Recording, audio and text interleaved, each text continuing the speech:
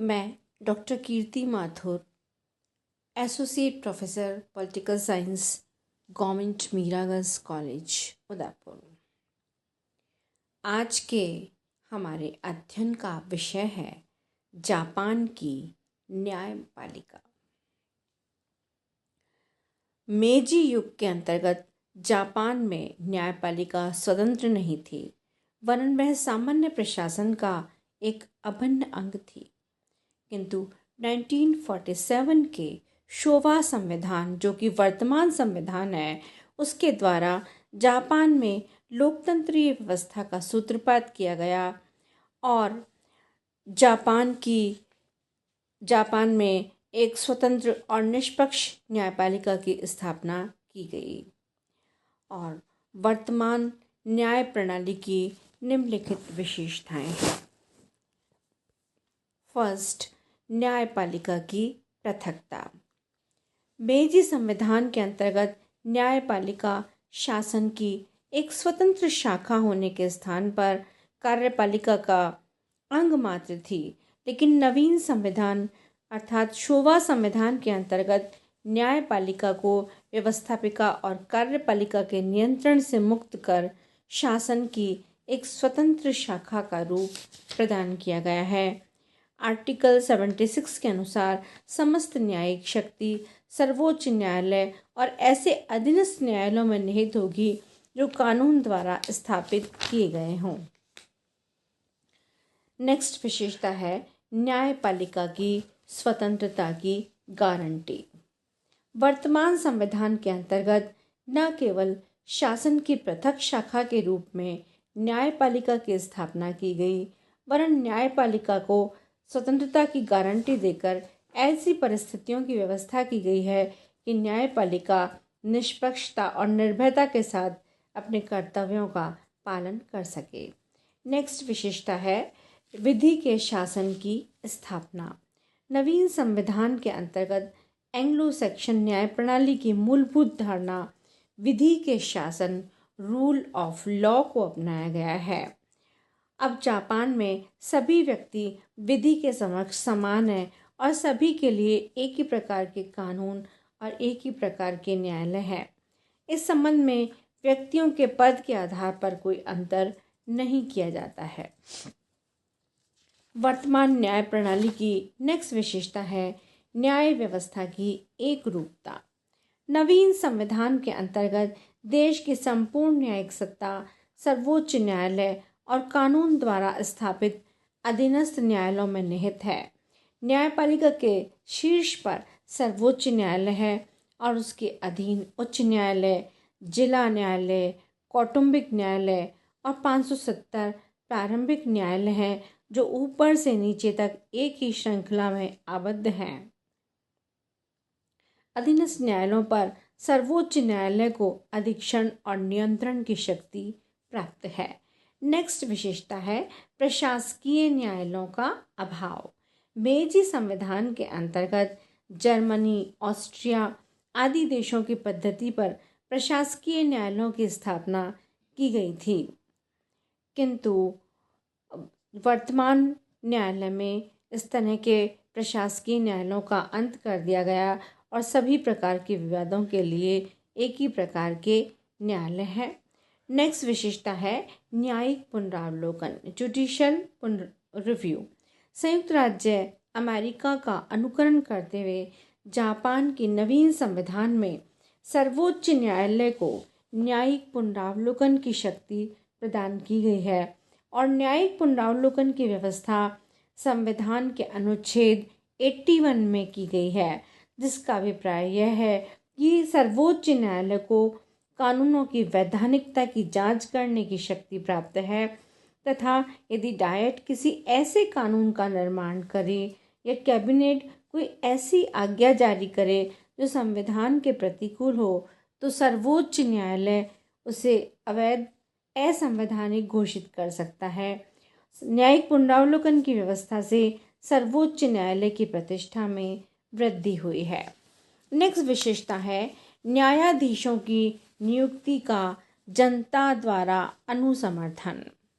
Japan की न्याय व्यवस्था की एक विशेषता यह है कि सर्वोच्च न्यायालय के न्यायाधीशों की नियुक्ति पर जनता का अनुसमर्थन आवश्यक है। और इस संबंध में आर्टिकल 79 में कहा गया है कि न्यायाधीशों की नियुक्ति कैबिनेट द्वारा की जाएगी, परंतु उसके बाद प्रतिनिधि सदन के प्रथम आम निर्वाचन के अवसर पर तथा प्रति 10 वर्ष बाद उनके बारे में जनता की राय ली जाती है। यदि जनता बहुमत से किसी व्यक्ति की नियुक्ति को अस्वीकार कर दे तो उसे अपदस्थ करा दिया जाएगा। नेक्स्ट विशेषता है न्यायिक व्यवस्था से नागरिक स्वतंत्रता की गारंटी। मेजी संविधान के अंतर्गत न्याय व्यवस्था ऐसी थी कि कार्यपालिका पदाधिकारियों के द्वारा मनमानी करते हुए नागरिक स्वतंत्रता को आघात पहुंचाया जा सकता था, लेकिन अब समस्त व्यवस्था नागरिक स्वतंत्रता की रक्षा करने की दृष्टि से की गई है। पहले किसी भी व्यक्ति को बंदी बनाने के लिए पुलिस वारंट जारी कर सकती थी, किंतु अब किसी व्यक्ति को केवल तभी बंदी बनाया जा सकता है जबकि न्यायालय के द्वारा वारंट जारी किया गया हो। नेक्स्ट विशेषता है खुली न्यायिक कार्यवाही। निष्पक्ष न्यायिक दृष्टि से खुली न्यायिक कार्यवाही को उपयुक्त माना जाता है और जापान के संविधान के अंतर्गत ऐसी ही व्यवस्था की गई है। जापानी संविधान के आर्टिकल 82 में यह व्यवस्था की गई है कि मुकदमों की सुनवाई सार्वजनिक होगी और निर्णय खुलेआम दिए जाएंगे। जब न्यायालय सर्वसम्मति से निर्णय कर ले कि सर्वप्रचार सार्वजनिक शांति अथवा नैतिकता के लिए खतरनाक होगा तो सुनवाई गुप्त रूप से हो सकती है, किंतु राजनीतिक अपराधों, प्रेस संबंधी अपराधों अथवा नागरिकों के अधिकारों से संबंधित मामलों पर सदा सार्वजनिक रूप से विचार होगा। नेक्स्ट विशेषता है घरेलू मामलों में तथा बच्चों के लिए विशेष न्यायालय। जापान की न्याय व्यवस्था के अंतर्गत पारिवारिक मामलों और बच्चों के विवादों के लिए पृथक न्यायालयों की स्थापना की गई और इन्हें पारिवारिक न्यायालय का नाम दिया गया। अब हम अध्ययन करेंगे जापान में न्यायपालिका के संगठन के बारे में कि जापान में न्यायपालिका का संगठन किस प्रकार होता है। जापान के अंतर्गत न्याय व्यवस्था की एक रूपता है जिसके अंतर्गत सर्वोच्च स्तर पर सर्वोच्च न्यायालय है और उसके अधीन 8 उच्च न्यायालय, 49 जिला न्यायालय, 49 कौटुंबिक न्यायालय और 570 प्रारंभिक न्यायालय हैं। सबसे पहले है सर्वोच्च न्यायालय अर्थात सुप्रीम कोर्ट। हम सुप्रीम कोर्ट की रचना के बारे में पढ़ेंगे। जापान में न्याय व्यवस्था के शीर्ष पर सबसे उच्च स्तर पर सर्वोच्च न्यायालय स्थित है, जिसमें एक मुख्य न्यायाधीश और 14 अन्य न्यायाधीश होते हैं। यह आवश्यक है कि 15 न्यायाधीशों में से कम 10 कानून के बहुत अच्छे ज्ञाता हों और उन्हें 20 वर्ष का कानूनी अनुभव प्राप्त हो। शेष 5 न्यायाधीशों के लिए कानूनी अनुभव आवश्यक नहीं है, किंतु वे बुद्धिमान और विद्वान अवश्य होने चाहिए। नियुक्ति के समय न्यायाधीशों की आयु 40 वर्ष से कम नहीं होनी चाहिए। संविधान के अनुच्छेद 6 में कहा गया है कि मुख्य न्यायाधिपति की नियुक्ति सम्राट मंत्रिमंडल के निर्णय के अनुसार करेगा। अन्य न्यायाधीशों की नियुक्ति मंत्रिमंडल द्वारा की जाती है। न्यायाधीशों की नियुक्ति के बाद प्रतिनिधि सदन के चुनाव के समय जनता द्वारा इसका अनुसमर्थन किया जाना आवश्यक है और प्रति 10 वर्ष बाद प्रतिनिधि सदन के चुनाव के समय न्यायाधीशों के विषय में नागरिकों की राय ली जाती है। यदि मतदाता बहुमत से किसी न्यायाधीश की पदच्युति के पक्ष में हो तो उसे हटा दिया जाएगा। यदि जनमत न्यायाधीशों के पक्ष में रहे तो वे 70 वर्ष की आयु तक अपने पद पर बने रह सकते हैं।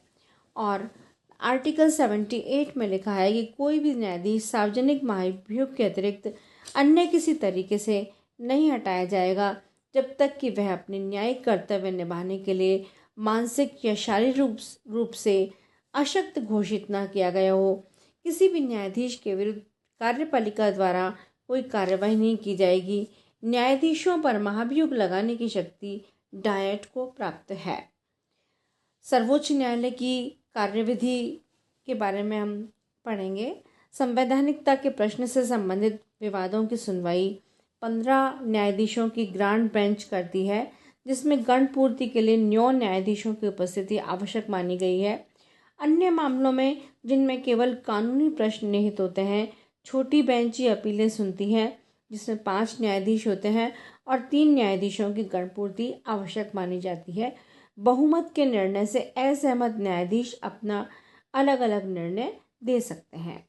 अब हम सर्वोच्च न्यायालय के क्षेत्राधिकार और शक्तियों का अध्ययन करेंगे। फर्स्ट है संविधान के रक्षण की शक्ति, और इसमें सबसे महत्वपूर्ण है न्यायिक पुनरावलोकन का अधिकार। सर्वोच्च न्यायालय की सर्वाधिक महत्वपूर्ण शक्ति संविधान के रक्षण से संबंधित है। वर्तमान संविधान के अनुच्छेद 81 में लिखा गया है कि सर्वोच्च न्यायालय अंतिम न्यायालय है और इसे किसी कानून, आदेश, विनियम अथवा सरकारी कार्य की वैधानिकता को निर्धारित करने की शक्ति प्राप्त होगी। सर्वोच्च न्यायालय अपनी इस शक्ति के आधार पर डायट द्वारा निर्मित ऐसे कानूनों और ऐसे प्रशासनिक आदेशों को अवैध घोषित कर सकता है जिन्हें वह संविधान के प्रतिकूल समझे।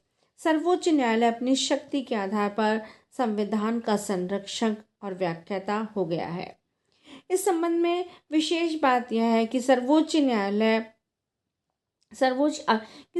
अपीलीय न्यायालय होने के कारण सर्वोच्च न्यायालय मामलों की प्रारंभिक सुनवाई नहीं करता है। यह तो केवल उन अपीलों को सुनता है जो कानूनों और अध्यादेशों की अवैधता के संबंध में नीचे के न्यायालयों से उसके पास आती है। सर्वोच्च न्यायालय ने न्यायिक पुनरावलोकन की अपनी शक्ति का प्रयोग सदैव ही बहुत संयमित रूप से किया है। नेक्स्ट है मौलिक अधिकारों की रक्षा। नागरिकों के मौलिक अधिकारों की रक्षा करना भी सर्वोच्च न्यायालय का ही कार्य है। संविधान के आर्टिकल 98 में संविधान की सर्वोच्चता घोषित की गई है और अनुच्छेद 81 में न्यायिक पुनरावलोकन की जो व्यवस्था की गई है उससे सर्वोच्च न्यायालय को मौलिक अधिकारों की रक्षा की शक्ति भी प्राप्त हो गई है। नेक्स्ट है नियम निर्माण की शक्ति। संविधान के आर्टिकल 77 के अनुसार सर्वोच्च न्यायालय न्यायिक प्रशासन के संबंध में नियम और उपनियम बना सकता है। इसके द्वारा न्यायालयों की कार्यविधि, उनका संचालन और अनुशासन निर्धारित किया जाता है। सर्वोच्च न्यायालय अधीनस्थ न्यायालयों को उनकी कार्यविधि के संबंध में नियम बनाने का अधिकार प्रदान कर सकता है। नेक्स्ट है न्यायिक पर्यवेक्षण और प्रशासन संबंधी शक्तियाँ। सर्वोच्च न्यायालय के निर्देशन में अनेक प्रशिक्षणात्मक संस्थाएं कार्य करती हैं जिनका उद्देश्य व्यक्तियों को न्यायिक कार्य के लिए प्रशिक्षित करना है। इस प्रकार की कुछ संस्थाएं हैं विधि, प्रशिक्षण, अनुसंधान संस्थान, न्यायालय लिपिक हेतु अनुसंधान तथा प्रशिक्षण संस्थान, पारिवारिक न्यायालय परिवीक्षण अधिकारी संस्थान। न्यायाधीशों की एक सेवाकालीन वार्षिक परीक्षा भी ली जाती है जिसकी व्यवस्था और संचालन सर्वोच्च न्यायालय करता है। सर्वोच्च न्यायालय अन्य न्यायालयों में न्यायाधीशों के पदों पर नियुक्त